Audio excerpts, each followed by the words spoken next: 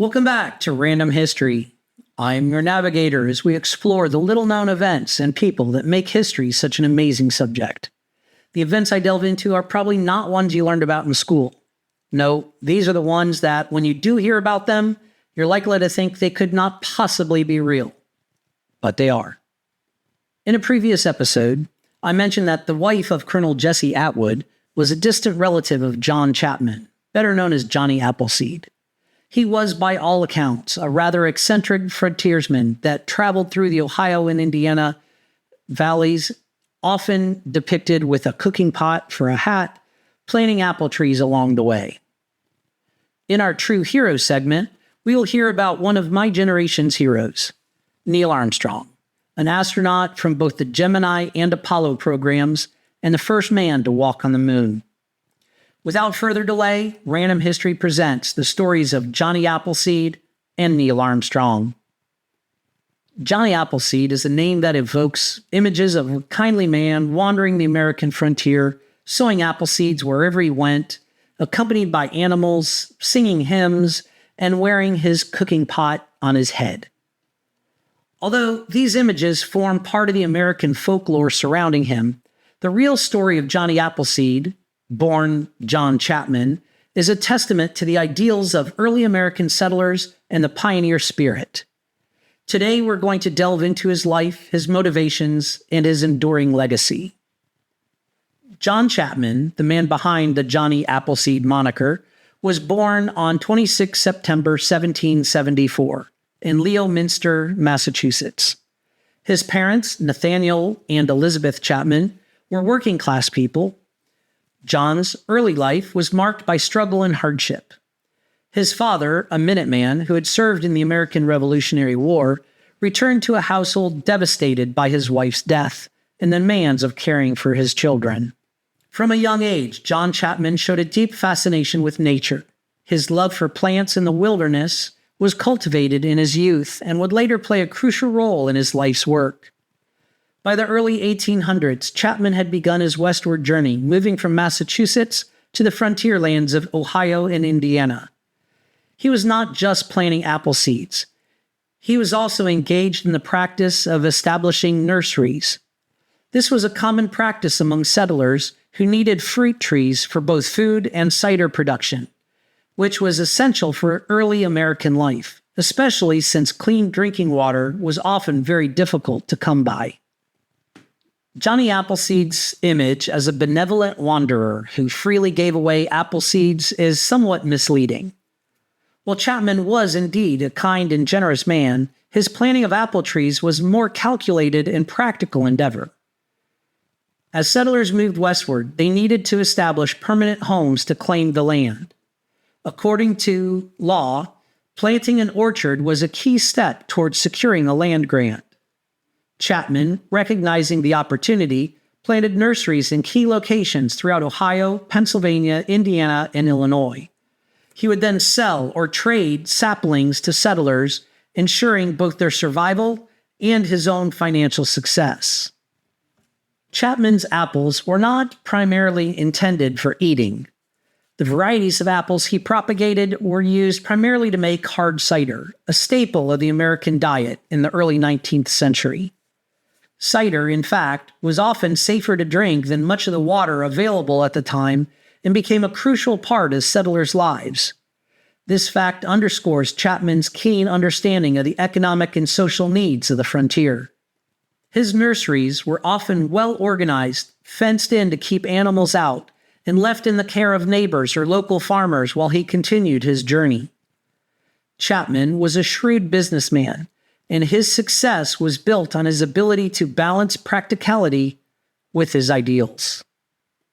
One of the most fascinating aspects of Chapman's life was his deep connection to Swedenborgianism, a Christian denomination based on the teachings of Emanuel Swedenborg, an 18th century Swedish philosopher and mystic. Swedenborg's teachings emphasized living a life of charity, humility, and harmony with nature. Chapman embraced these beliefs wholeheartedly and incorporated them into every aspect of his life. He was known to carry Swedenborgian religious tracts, which he distributed along with his apple seeds. He would often preach to settlers, urging them to live in peace with the land and to embrace the simplicity of Swedenborg's spiritual teachings. His belief in nonviolence extended even to animals. Chapman was said to have refused to harm any creature, often sleeping in the open rather than disturbing an animal's habitat. Chapman's eccentricities, combined with his religious fervor, helped cement his legendary status. His simple dress, barefoot travels, and peculiar lifestyle, carrying a tin pot on his head, for example, helped shape the myth of Johnny Appleseed, the kindly and saint-like figure wandering the wilderness, spreading seeds and goodwill. Long before modern environmentalism took root, Chapman lived in a way that promoted sustainability and respect for the natural world. His deep respect for nature was not merely an outcome of his religious beliefs, but a reflection of his understanding of the land's importance to survival. He planted trees that would ensure the future prosperity of the settlers while also helping to maintain the natural ecosystem. Chapman's work in planting apple trees contributed significantly to the development of the American frontier. The apple trees he planted provided food security for settlers and contributed to the survival of families. Additionally, his orchard became landmarks in many communities, helping to establish the identities of early American towns. While many of the varieties of apples that Chapman planted were not palatable for eating, they were essential for producing cider, which was a staple of the frontier diet. Hard cider made from Chapman's apples was often safer to drink than water, which was frequently contaminated. In this way, Chapman's legacy is tied not only to the health of the settlers, but also to their culture. The apple became a symbol of self-reliance, community, and the American pioneering spirit. John Chapman died in 1845, reportedly of pneumonia, in Fort Wayne, Indiana. By this time, he was already a living legend. His death marked the beginning of his transformation from a historical figure into a folklore hero. Many of the stories that surround Johnny Appleseed today were embellished in the years following his death, thanks to both oral storytelling traditions and printed accounts. However, while the details of his life may have become mythologized, the core of Johnny Appleseed's legacy remains intact. He is remembered as a man who embodied the virtues of the American frontier: hard work, independence, a deep connection to the land, and a belief in the potential for growth and prosperity through perseverance. Johnny Appleseed's story has inspired countless Americans over the centuries. His apple trees, while many have disappeared, live on in American folklore as a reminder of the enduring power of nature and the simple yet profound impact one individual can have on the world. The transformation of John Chapman into Johnny Appleseed as a cultural icon began soon after his death. Throughout the 19th and 20th centuries, Chapman's life was romanticized and mythologized, especially in literature and in children's books. Stories often portrayed him as a mystical figure, more folklore than man, walking barefoot across America's untamed wilderness, with animals following him. Perhaps the most influential portrayal of Johnny Appleseed in the 20th century came from Walt Disney. In 1948, Disney produced an animated short film about Johnny Appleseed as part of the Melody Time collection. The film depicted him as a humble and kind-hearted man spreading apple seeds out of pure goodwill, guided by a heavenly figure who encouraged him to plant trees for the benefit of others. While charming, the Disney version helps cement a somewhat inaccurate image of Johnny Appleseed as a simple, altruistic wanderer, rather than the thoughtful and strategic businessman that he was. Nonetheless, this portrayal, along with others in popular media, contributed to the image of Johnny Appleseed as an American folk hero. In many ways, Johnny Appleseed's story has transcended its historical roots, becoming a symbol of the American pioneer spirit, environmentalism, and a deep connection to the land. Johnny Appleseed's legacy continues to resonate, particularly in Fort Wayne, Indiana. Chapman is buried there and is celebrated as a hero of the American frontier. Every September, his birthday is celebrated with the Johnny Appleseed Festival, where the public is entertained by reenactments of frontier life, where they can purchase everything Apple, from apple butter to apple fritters. Fort Wayne also has a minor league baseball team that honors one of the many legends of Johnny Appleseed, that he would wear his cooking pot on his head as he traveled. They are called the Tin Caps, and their mascot is none other than Johnny himself. Johnny Appleseed, or John Chapman, was far more than a simple wandering folk hero he is often remembered as today. He was a businessman, a horticulturalist, a devout Swedenborgian, and an early environmentalist whose work not only contributed to the development of the American frontier, but also left a lasting legacy in the fields of agriculture and conservation.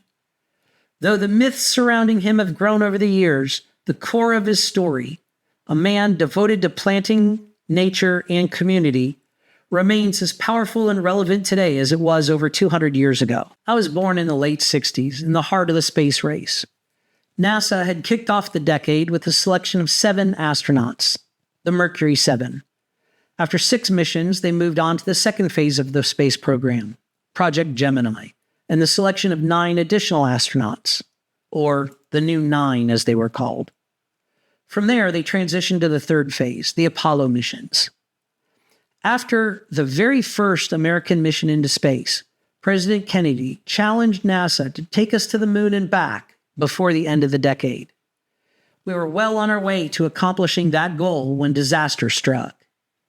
On 27 January 1967, a fire broke out during a test of the Apollo 1 capsule, killing all 3 astronauts inside.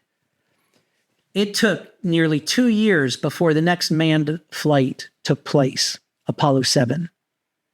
Finally, on 16 July 1969, Apollo 11 took off for its historic mission to land 2 men on the moon and bring them home.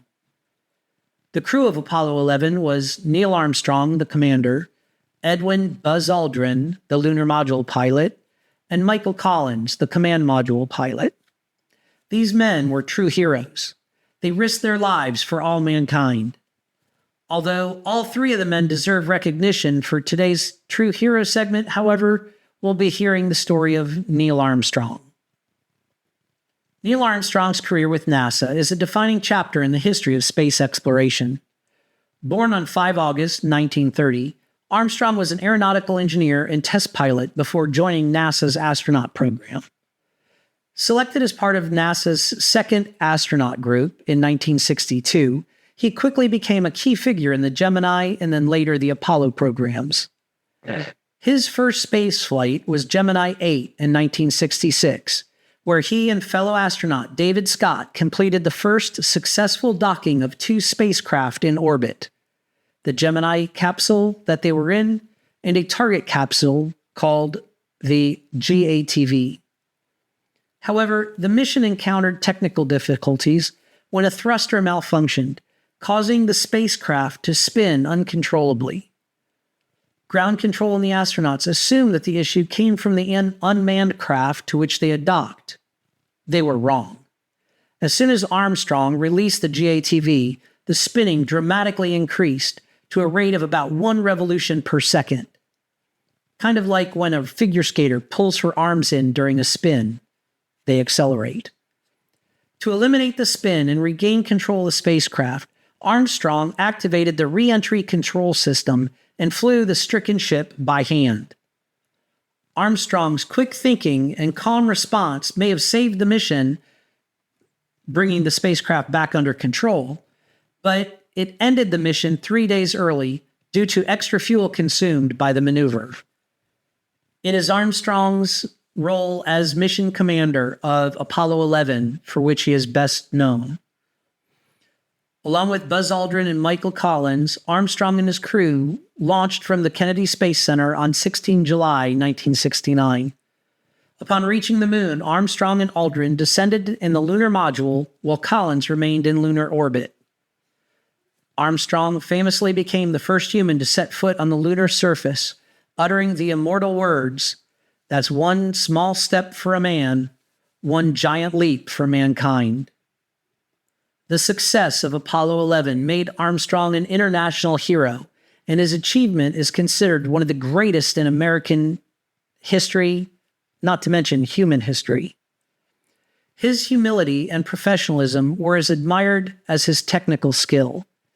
Despite the enormous public attention following Apollo 11, Armstrong chose to avoid the spotlight, focusing instead on education and public service.